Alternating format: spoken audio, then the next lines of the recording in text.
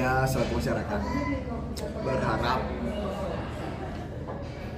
mewakili ini, wakil masyarakat berharap orang yang layak dan memimpin untuk Kota Denpasar ini orang yang bisa mengatasi lalu lintas, kemacetan lalu lintas, minimal memberi kebijakan masalah sampah dan semrawut, segala macam semrawut yang terjadi, masalah perizinan, semua lah. Jadi trotoar rusak di Denpasar ini, trotoarnya kacau balau dan mungkin sangat berbahaya bagi para pejalan kaki, terutama lagi yang bisa menyiapkan. Kemarin saya lihat bagus, Denpasar bagus, ada fasilitas untuk sepeda. Sekarang itu fasilitas itu hilang dengan terjadinya pengaspalan baru, jadi fasilitas itu hilang. Apa karena gairah orang berolahraga bersepeda juga hilang, kita nggak tahu. Tapi saya berharap pemimpin Denpasar mampu dan bisa untuk menciptakan kembali.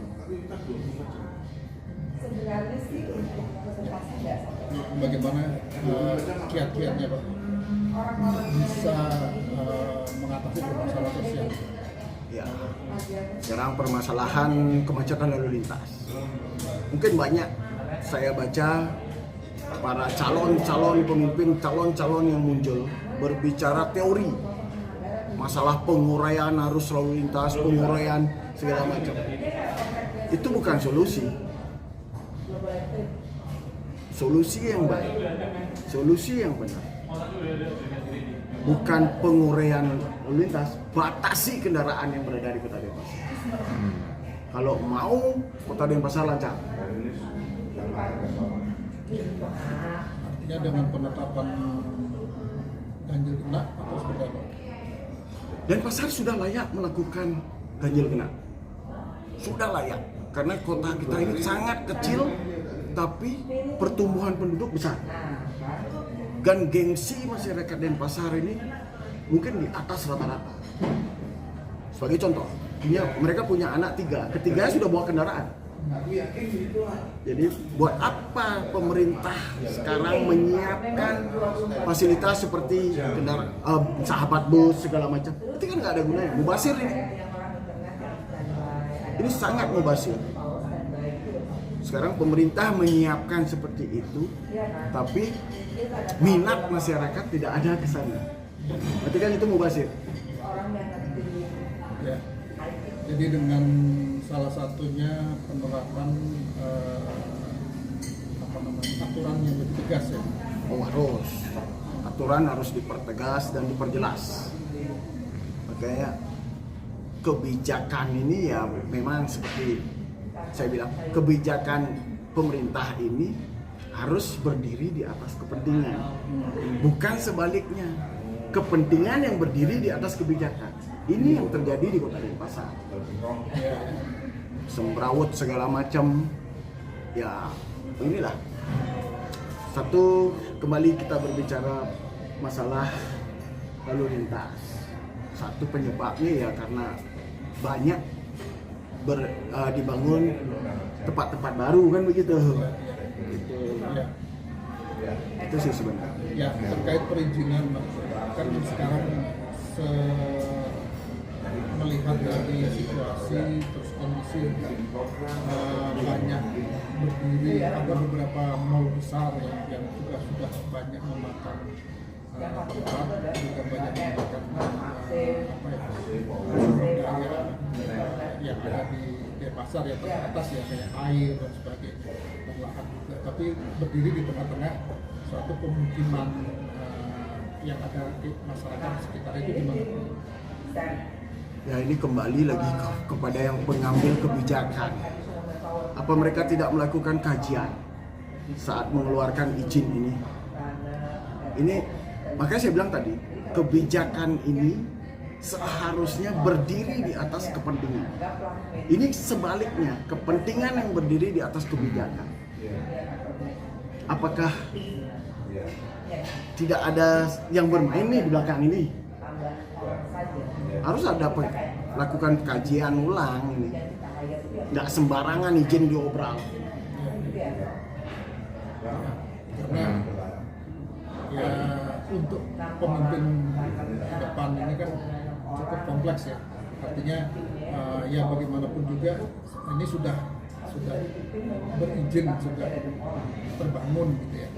Sedangkan satu sisi banyak dampak sosial yang sebenarnya harus menjadi PR dari pemimpin Denpasar yang baru. Nah, kira-kira gimana nih Pak? Saya tegaskan sekali lagi, Denpasar butuh pemimpin yang berani. Berani apa? Bongkar kembali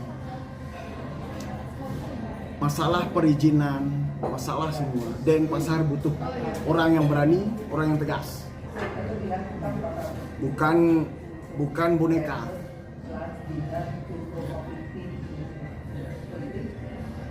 Terkait pengelolaan sampah untuk kedepannya bagi pemimpin yang akan datang bagaimana? Masalah sampah itu memang kembali ke rumah tangga masing-masing, lakukan edukasi, diterapkan yang memilah sampah. Karena itu untuk apa? Sampah itu bukan hanya masalah Kota Denpasar, itu masalah hampir di seluruh negeri. Itu harus belajar kembali. Tapi tempat untuk penampungan sampah itu harus disiapkan. Pemerintah harus menyiapkan ketersediaan itu. Dan memilah itu pemerintah harus menyiapkan tenaga ahli untuk mengedukasi setiap masyarakat. Tidak hanya di lingkungan Banjar kalau di Denpasar, tapi harus masuk ke rumah tangga. Artinya kan ini masalah yang kompleks ya, karena yang sekarang ini kan sampah itu sudah overload penempatan. Iya. Kata gitu ya, makanya terjadi ada kemarin kebakaran sampah dan sebagainya. Mungkin salah satu karena sudah daya tampung sudah tidak memadai. Ada mungkin solusi lain yang mungkin bisa sebagai masukan kepada calon pemimpin Kota Denpasar untuk bisa mengatasi lubernya ini. Makanya saya bilang tadi, lakukan edukasi kepada masyarakat. Jadi sampah organik dan anorganik. Sampah organik itu bisa menjadi pupuk kan, dan anorganik itu bisa didaur ulang. Ini yang harus diedukasi, pemilahan. Karena masyarakat kita ini hampir rata dijadikan satu. Yang katanya kita bebas plastik, tapi banyak tempat-tempat usaha masih menyiapkan kantong plastik. Jadi kebijakan ini tumpul semua, nggak ada taringnya. Ya. Kalau di situ bisa kita ambil kesimpulan sebenarnya pemimpin di Denpasar itu dengan aturan yang sudah ada, cuma mungkin penerapannya harus lebih tegas ya, Iya. sanksi dan Makanya saya bilang, punishment. Denpasar butuh pemimpin yang berani dan tegas. Siapapun yang berani dan tegas, maka itulah yang akan terpilih di Kota Denpasar. Terus out the box. Bukan pemimpin yang masih takut melakukan kebijakan. Mungkin banyak yang muncul, banyak yang berbicara mau memperbaiki Kota Denpasar. Kota mana yang mau diperbaiki? Sedangkan untuk dirinya sendiri dia belum bisa memperbaiki dirinya. Salah satunya, coba tanyakan yang muncul-muncul sekarang, sudah bisa memilah sampah? Belum. Melihat keadaan jalan macet, apa yang dia lakukan? Nggak ada, hanya keluar-keluar teori semua. Harus berani. Ini terkait jalur hijau kan sekarang udah meluber di mana-mana juga Ji. Artinya semakin hari jalur hijau semakin tergerus ya untuk perumahan dampingnya. Ya. Jadi paru-paru hilang. Ya. Jadi jangan salahkan kalau daerah itu nanti terjadi banjir. Karena daya resap dan serapnya sudah nggak ada. Karena jalur hijau kita sudah berganti tumbuh jalur hijau ya. Yang tumbuh sekarang beton. Ini kembalikan masalah jalur hijau ini tidak hanya dieksekusi di pemerintah kota, tapi kembalikan ke desa-desa adat. Sekarang desa adat harus kuat mempertahankan wilayahnya. Itu sih dari saya begitu. Berikan mereka kewenangan. Mana yang boleh dilepas, mana yang tidak.